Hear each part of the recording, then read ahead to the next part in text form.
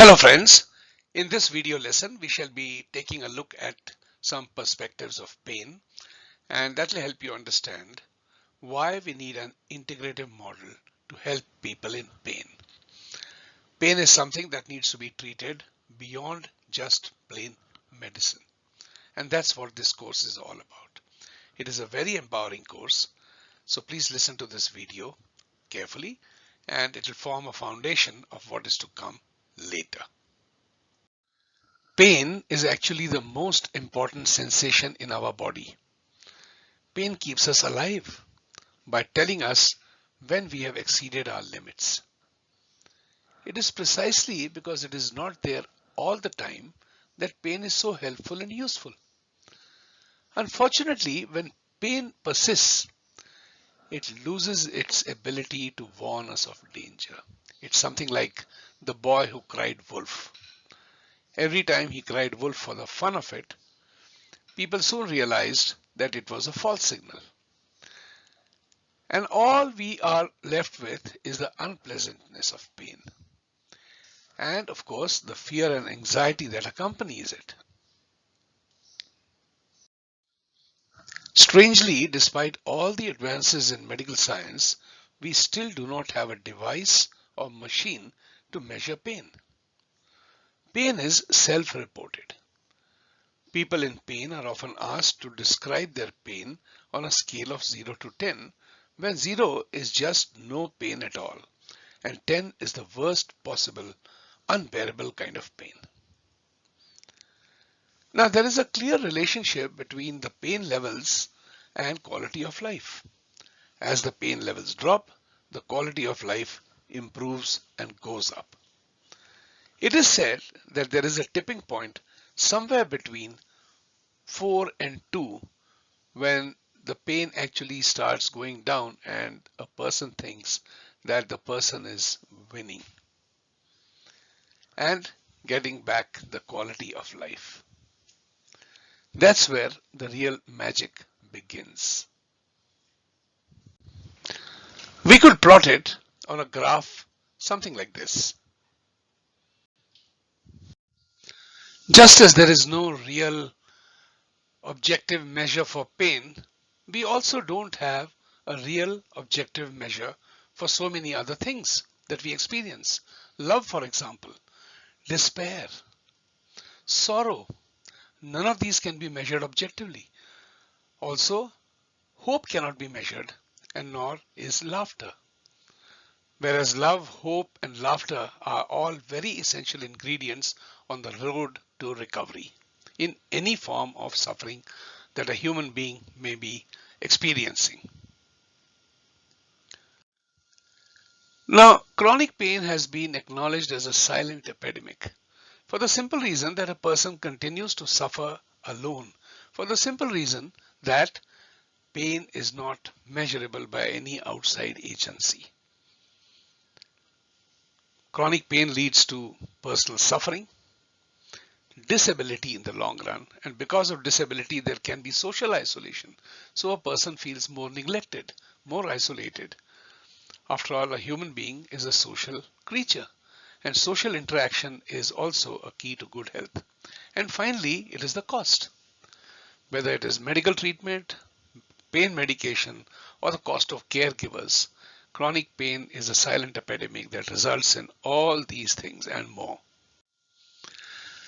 Another problem that comes in pain management is that pain medication that is available today, or even that was available in earlier times, is only partially effective. And besides being partially effective, it also has many serious side effects. A lot of people can complain of constipation or urine retention, which can be particularly painful, and it can be a suffering for the older population of the elderly. It can also cause sedation, which leads to loss of quality of life. Cognitive impairment can also be one of the side effects, and there is an increased risk of falls, which in turn cause more pain and more care is required. Another problem faced by older patients, the elderly, the senior citizens, which are quite peculiar is that they are underrepresented in clinical trials. Most clinical trials happen with volunteers of a younger group. Another peculiar situation of the elderly is that they are already suffering from many symptoms and diseases. So they are taking many medicines at the same time. And that is known as the impact of polypharmacy. Many medications which have not been tested out along with the pain medication which they have been prescribed. Besides, there are effects of frailty and the side effects of frailty. A person is very frail as he grows older and older, and that itself can impact the efficacy of pain medication.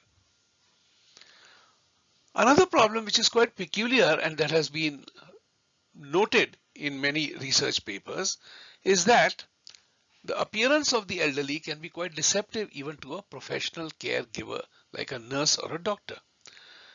In a Swedish study, they found that smiling elderly patients would often get inadequate medication for pain just because they wanted to be more cooperative and sweet with the caregivers. They were actually losing out on proper care. The International Classification of Disease, which is now going to be entering the 11th edition, is now going to make provisions for definitions of pain.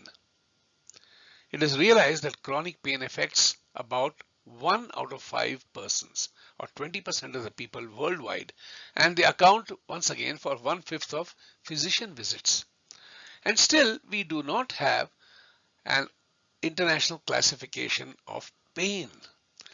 Now, in the latest edition, which was approved on the 25th of May 2019, and it will come into effect on January 1st, 2022, which is still a few years away, we shall be able to see attention being paid to the classification of pain. And finally, we may have definitions for chronic pain, chronic primary pain, chronic cancer-related pain, pain after post-surgical or post-traumatic events, and so on. So at last, pain is going to get the attention. But remember that medication is not the only way out. There's a tremendous amount of work that needs to be done, and there is a lot of research that has gone on, and we have a tremendous data available with us that shows that pain has to be managed not just with pain medication, but with something more. And that is what this course is all about. And I'm sure you'll be able to make tremendous progress in case you are suffering from pain yourself, or if you're a caregiver of any sort. You could be a physiotherapist, you could be a counselor, you could be a primary care doctor, you could be a nurse, or you could just be the well-wisher of somebody that you love and care for. Let's look at some barriers to pain relief. What happens is that most healthcare workers, and that includes doctors, nurses, and others, they lack training specifically for pain. There's a lot of debate going on in medical circles because at one time they said that pain should be considered as a fifth vital sign. Just as you have got blood pressure, body temperature, pulse rate, and other things, this should be considered as the fifth vital sign. And there is a lot of opposition to that just because it cannot be measured. So there is a lot of confusion in the minds of all those people that I just mentioned. And that becomes a barrier to pain. A lot of people find support so many other means, and we shall be discussing all those things in order to give pain relief so that you can be a person who cares and who loves. There's yet another myth which says that pain is necessary for diagnosis. If you kill the pain, then you are not going to be able to see the true symptoms or the real disease of a person. That is a myth that just keeps the person in pain without offering any help. Also, there is a myth that pain medication is addictive, and you'll see a lot of literature about opioids and their side effects. As a matter of fact, the World Health Organization says that just as health care is a fundamental right of every human being, being pain-free is also one of those fundamental rights. And we shall be looking at all those things in this course so that you can provide pain relief to anyone who comes to you to seek relief. So that brings us to the end of this lesson, and here is a quick summary of the salient features. First of all, pain is one of the most important sensations of the body because it informs the brain of injury, hurt, or any other damage to the body. But remember, as we shall be seeing in this course, pain is much more than that, and it is closely related with the mind. And that is where our intervention will begin. We will be able to help people in those places where you need to help beyond medication alone. The second important thing is that there is no objective measure of pain, and that is the basis of rejecting pain as a fifth vital sign, just because it is not considered real enough because it can't be measured. That view is not correct. We also know that chronic pain can affect the quality of life of people socially, and also it can affect them and impact them financially. And last is we fit in as whole person healers, and we go beyond medicine. Medicine has its own place, as we shall see in the course, but we don't just stop at medicine. We have to go beyond in order to help people come out of pain and realize the full potential of their lives. So on that note, I finish this lesson. Thank you very much, and bye-bye.